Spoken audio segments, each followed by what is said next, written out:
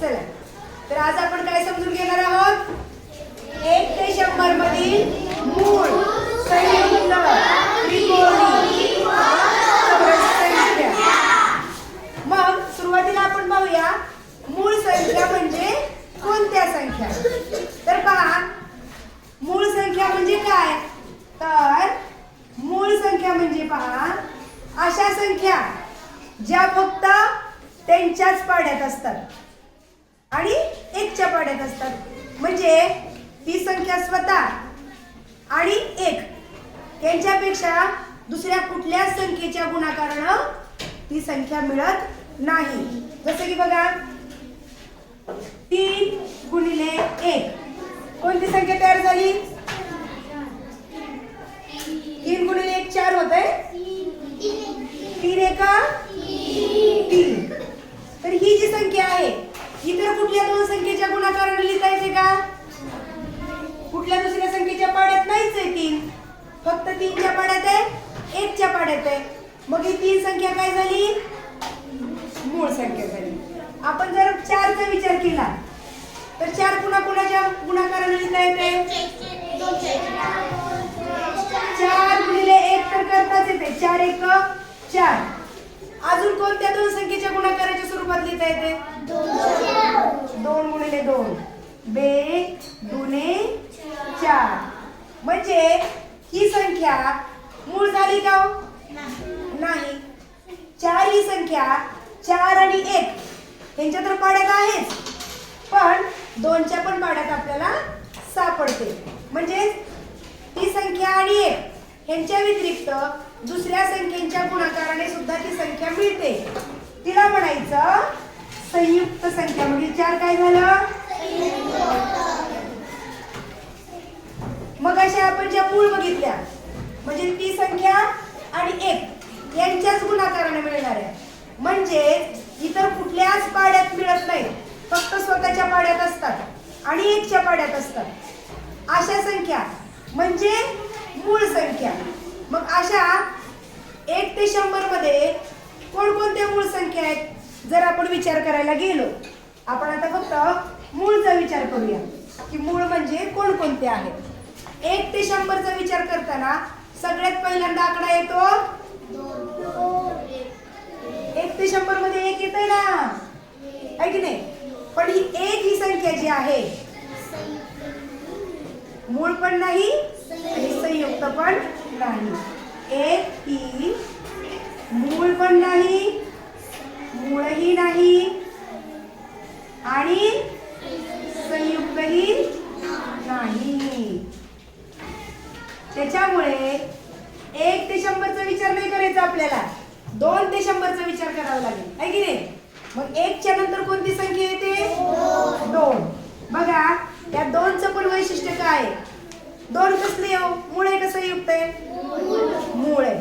परंतु ती एकटी अशी मूळ संख्या आहे जी सम आहे. बाकीच्या कोणत्याही सम संख्या घ्या, 4 असेल, 6 असेल, 8 10 12 कोणत्याही घ्या, 2 सोडून बाकी सर्व सम संख्या या संयुक्त आहेत. फक्त एकटी 2 ही एक अशी संख्या आहे की ती सम असून सुद्धा काय आहे? मूळ आहे. त्यामुळे 2 ही एकमेव सम असणारी मूळ संख्या आहे.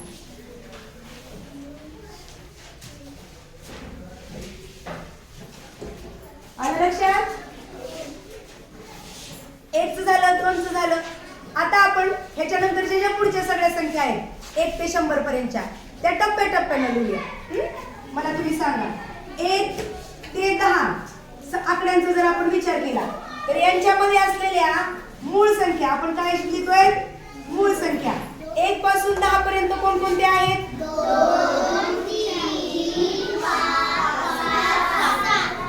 2 3 5 आणि 7.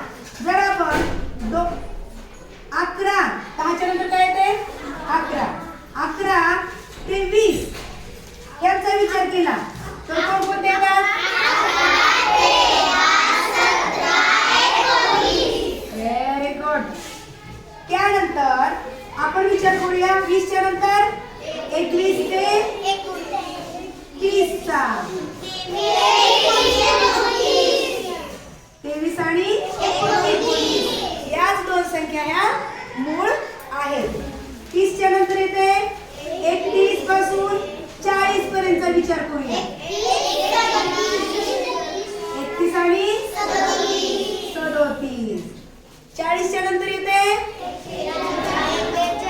41 ते 50. यांच्यामध्ये कोणकोणत्या आहेत मूळ संख्या?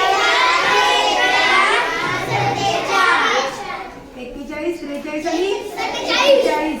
41, 43 असं नाही म्हणायचं. 41, 43 आणि 47. ठीक आहे. 50 पर्यंत झाल्या. 50 च्या नंतर आहे 51 ते 60 पर्यंतच्या संख्या कोणकोणत्या आहेत मूळ सांगा? 53 आणि 60. 61 ते 70 मध्ये कोणकोणत्या मूळ संख्या आहेत? 61 आणि 67. त्यानंतर 71 ते 80 मध्ये कोणकोणत्या आहेत?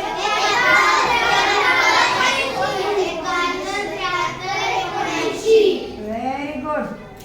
आता आपण विचार करूया 81 ते 90 मध्ये कोणकोणते आले?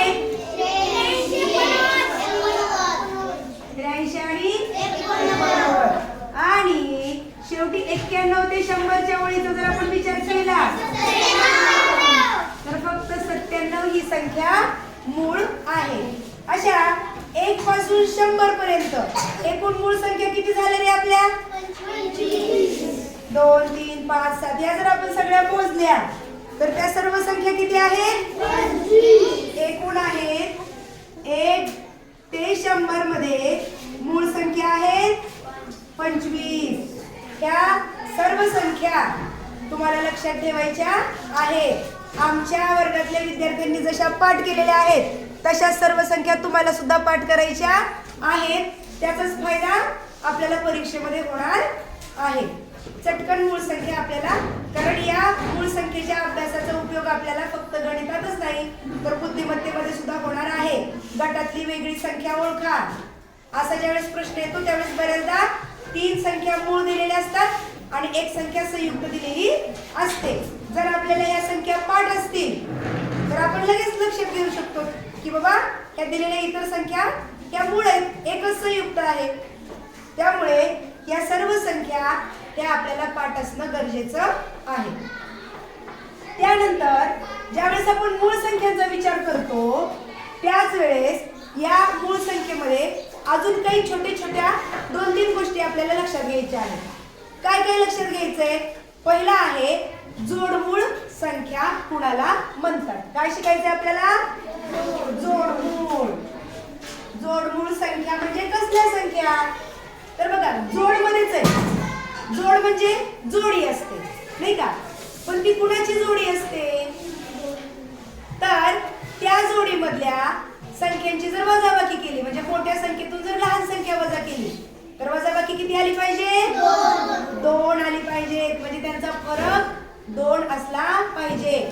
अशा मूळ संख्या ज्यांच्यातला फरक हा 2 आहे किंवा अशा मूळ संख्या त्यांची वजाबाकी केल्यावर उत्तर हे 2 येते. अशा संख्यांच्या जोडीला म्हणायचं जोडमूळ संख्या. मग इथं आपल्या जवळ तर मूळ संख्या मांडलेल्याच आहेत.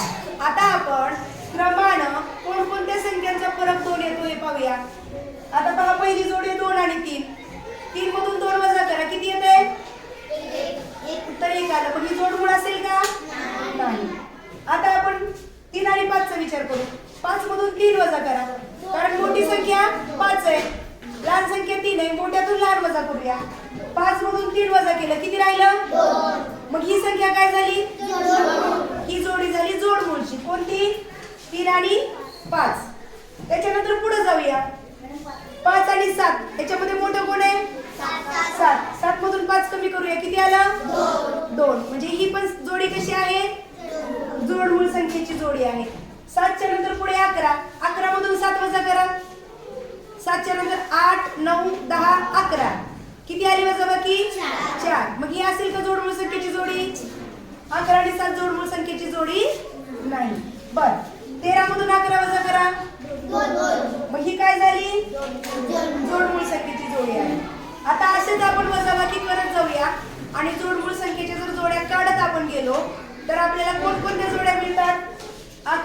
13 च्या नंतरची जोडी कोणती असेल बघा बरं. 17 आणि 19. 19 मधून जर 17 वजा केलं तर किती यायला लागलाय. 2. 2 चा फरक आहे. ठीक आहे.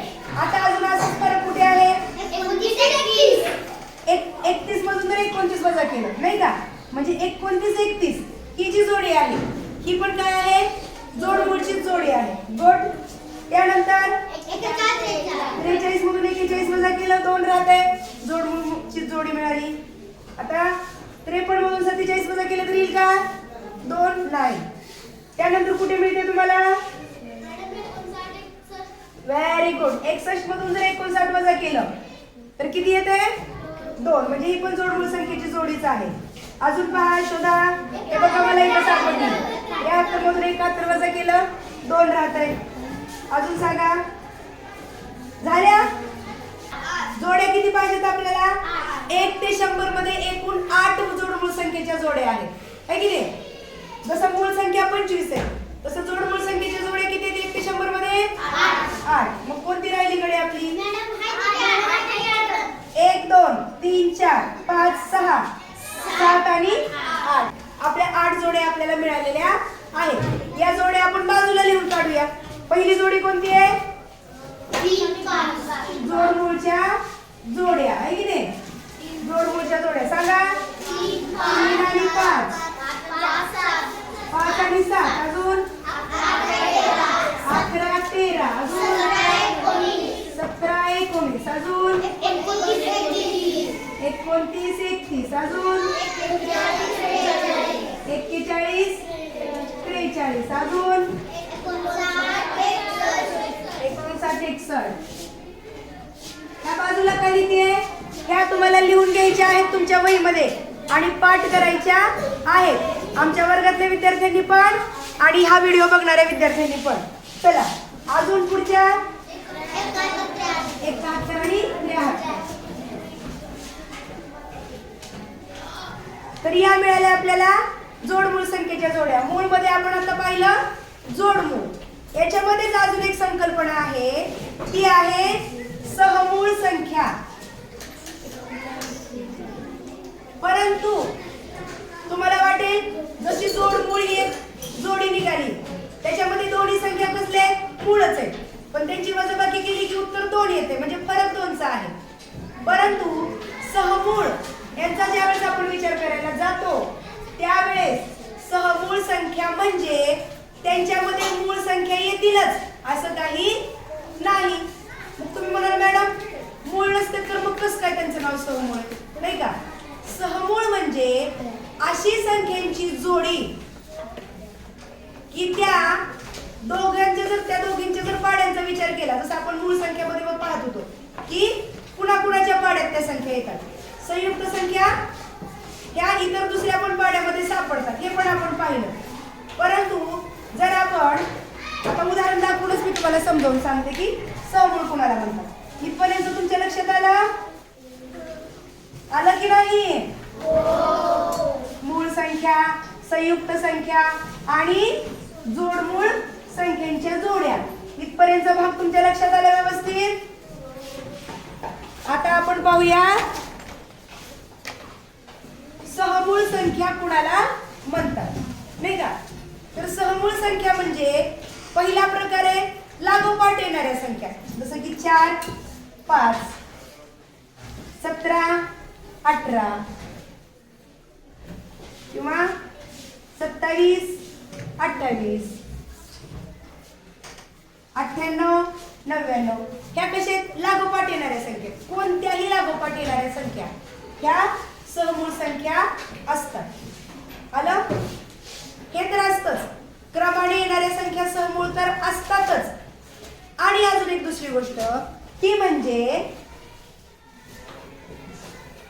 जर आपण अशा कुठल्याही 2 संख्या घेतल्या 17 आणि 20. आता पहा 17 कुणाकुणाच्या पाड्यात येत आहे, 17 तर मूळ संख्या आहे त्याच्यामुळे ते फक्त 17च्या आणि 1च्या पाड्यात येणार. 20 कुणाकुणाच्या, 20 हे 1च्या आणि 20च्या पाड्यात तर येतेच, नाही का. 17 पण असं बी देते 1च्या आणि 17च्या पाड्यात येते. आता 1 आणि येतेच, परंतु हे 2 सोडून 2च्या पण पाड्यात येते, 5च्या पण पाड्यात येते, 4च्या पण पाड्यात येते, नाही का? बेन 10 20, 5 चौक 20, 4 पंचे 20, 10 चौक 40. म्हणजे त्या 2 जर कोणकोणत्या पाड्यात येते हे जर आपण शोधलं तर 1 आणि 3 संख्या हे पाडे सोडले, नाही का? तर दुसरा कुठला पाडा सारखा आहे का?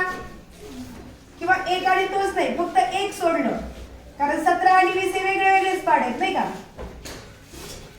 फक्त 1 सोडलं तर दुसरा कुठला पाडा या दोघांमध्ये सारखा आहे का? नाही. अशा जोडीला म्हणायचं सहमूळ संख्येची जोडी. अजून एखादं उदाहरण घेऊयात आपण. काय घ्यायचं बरं? 15 आणि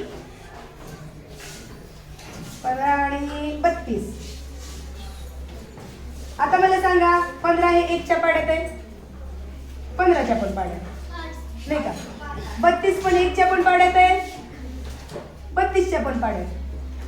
ते सोडून आता 15 इतर कुठल्या कुठल्या पाड्यात आहे?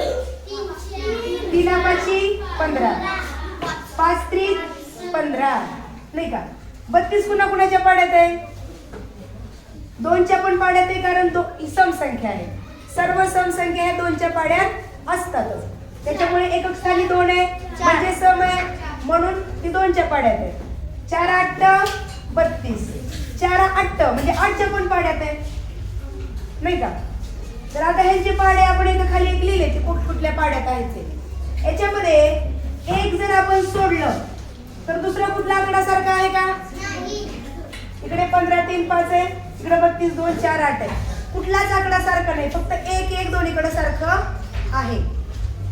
म्हणजे ती संख्या जर गुणाकाराच्या स्वरूपात मांडली तर कुठलाही सामायिक विभाजक त्यांच्यामध्ये येत नाही. हे असं सांगितल्यावर तुमच्या लक्षात येणार नाही असं मला वाटतंय, म्हणून मी तुम्हाला थोडं पाड्याच्या पद्धतीने समजून सांगितले आहे की ती संख्या ही पाड्यामध्ये शोधायची, कुणाकुणाच्या पाड्यात सापडते. ह्याचा जर आपण विचार केला, ते सर्व पाडे जर त्या पाड्यांचे नंबर जर आपण मांडले तर फक्त 1चा पाडा हा सारखा येतो, दुसरे सगळे पाडे वेगळे वेगळे येतात. अशा संख्यांना काय म्हणायचं? सहमूळ संख्या. बघा आता जोडमूळ आणि सहमूळ वेगळं वेगळं आहे की नाही? बर, आता इथे आपण पाहिलं या 2 जोड्यांचा आपण विचार केला, 17 मूळ होतं, पण 20 ही मूळ संख्या आहे का? नाही. किंवा इथे 15 आणि 32चा विचार केला, 15 ही मूळ संख्या आहे का? संयुक्त संख्या आहे, कारण ती दुसऱ्या पण पाड्यात सापडायली. जी संख्या इतर कुठल्याही पाड्यात सापडते, स्वतःचा सोडून 1चा सोडून दुसऱ्या पण पाड्यात सापडते, त्या संख्येला कसली संख्या म्हणतो आपण? संयुक्त म्हणतो. म्हणजे 15 सुद्धा काय आहे? संयुक्त आहे. मग 32 पण कसली संख्या आहे? संयुक्त.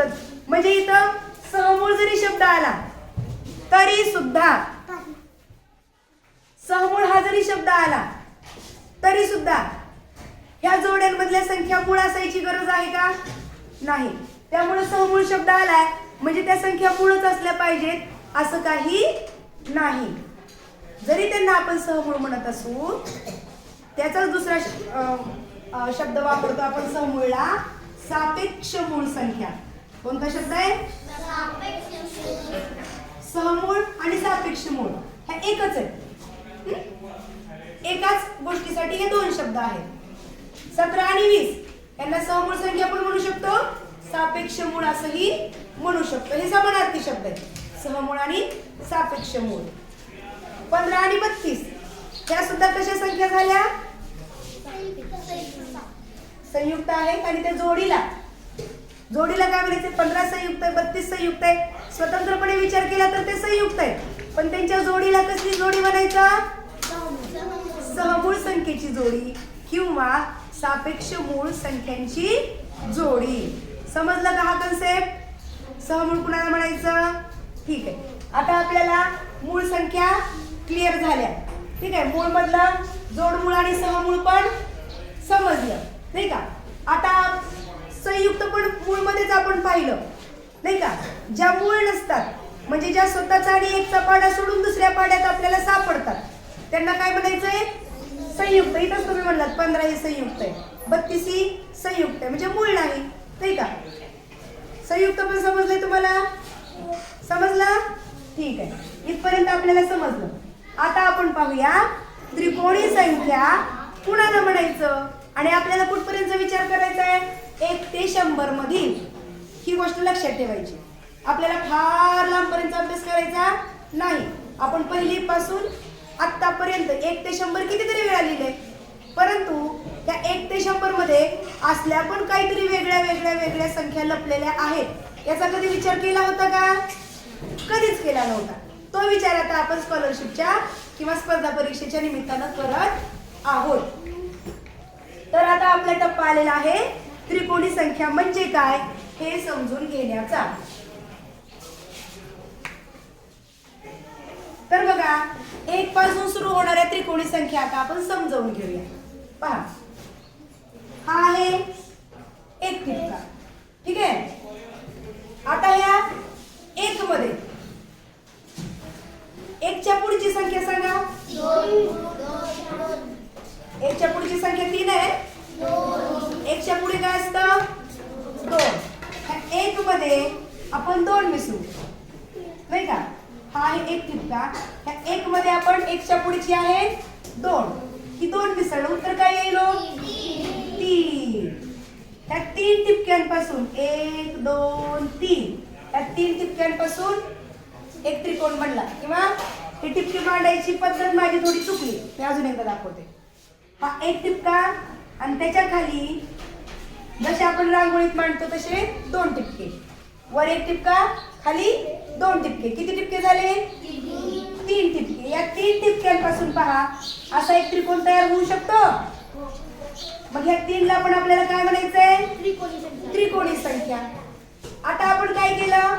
ह्या 1 च्या खाली 2 टिपके वाढवले, म्हणजे 1 मध्ये 1 ची पुढची संख्या 2 मिसळली. आता ह्या 2 ची पुढची संख्या कोणती आहे? 3.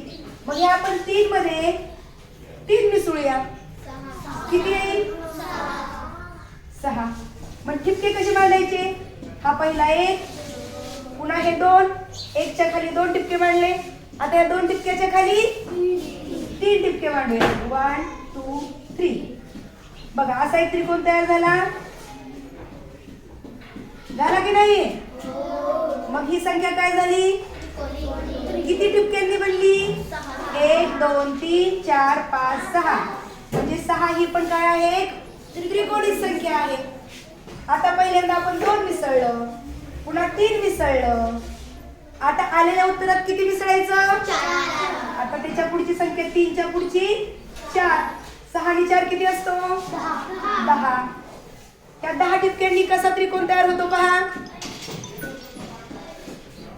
बघा, पहिला 1 टिपका, 1 च्या खाली 2 टिपके, 2 च्या खाली 1 2 3 टिपके. आतापर्यंत झालं पूर्ण. 3 च्या खाली 4 टिपके, 1 2 3 4, नाही का? जशा पायऱ्यांनी आपण उतरतो तसंच 1 2 3 त्याच्या खाली 4, 4 च्या खाली 5 टिपके, 5 च्या खाली 6 टिपके असं. आणि ज्यावेळेस आपण हे टिपके अशा पद्धतीनं मांडतो रांगोळीसारखे, त्यावेळेस एक त्रिकोण सुद्धा तयार होतो की नाही? बघा, किती टिपक्यांनी झाला?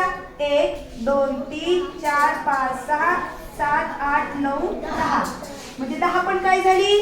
त्रिकोणी संख्या. अशा आपल्याला 100 पर्यंतच्या त्रिकोणी संख्या मिळवायच्या आहे. कशा मिळवणार? पहिली आहे 1, दुसरी आहे 1 अधिक 2 3, तिसरी आली 3 अधिक 3 6. म्हणजे पहिल्यांदा 2 मिसळलं, पुन्हा 3 मिसळलं. आता आलेल्या उत्तरात किती मिसळणार? 4. 6 अधिक 4 10. ही आलेली उत्तरं या संख्या कसल्या आहेत? त्रिकोणी संख्या आहेत. पुन्हा 10 मध्ये किती मिसळूयात? 5. आली संख्या 15. 15 मध्ये 6 मिसळूयात, किती? 21. 21 मध्ये 6 च्या पुढची संख्या 7 मिसळूयात, 28. ह्या ज्या आहेत 1 3 6 11 15 21 28 ह्या कसल्या संख्या आहेत? त्रिकोणी संख्या आहेत. आता याच्या पुढच्या त्रिकोणी संख्या तुम्हाला स्वतःला सुद्धा तयार करता येतील की नाही? आमच्या इयत्ता 4थीच्या विद्यार्थ्यांच्या तर त्या पाठ सुद्धा आहेत. चला आता मला सांगा बरं 28च्या पुढची कोणती येईल? 36. 36च्या पुढची 45. 45च्या पुढची व्हेरी गुड. 55च्या पुढची किती? बर. 66च्या नंतर 78. अजून आणि 91. 91च्या पुढची जी त्रिकोणी संख्या आहे कोणती आहे? 105. ही काय होते? 100 पेक्षा मोठी आहे. आपल्याला फक्त 100 पर्यंतच्या त्रिकोणी संख्यांचा विचार करायचा आहे. किती मिळाले आपल्याला 1 ते 100 पर्यंत त्रिकोणी संख्या? 1 2 3 4 5 6 7 8 9 10 11 12 13. या सुद्धा त्रिकोणी संख्या जसे आपल्याला मूळ पाठ करायच्यात 1 ते 100 मधल्या, जोडमूळ संख्येच्या जोड्या पाठ करायच्यात, तशा ह्या त्रिकोणी संख्या सुद्धा आपल्याला क्रमानं पाठ ठेवायच्या आहेत. त्याचा फायदा आपल्याला गणिताच्या परीक्षेमध्ये होणार आहे आणि बुद्धिमत्तेमध्ये सुद्धा ते गोष्ट आपल्याला उपयोगाची पडणार आहे. ठीक आहे. तर अशा या त्रिकोणी संख्या. बर, दिलेली संख्या त्रिकोणी आहे की नाही हे आपल्याला कसं समजता येईल? पाठ असेल तर सांगताच येईल. परंतु समजा एखाद्या विद्यार्थ्याला पाठ नाही आणि प्रश्न पडला की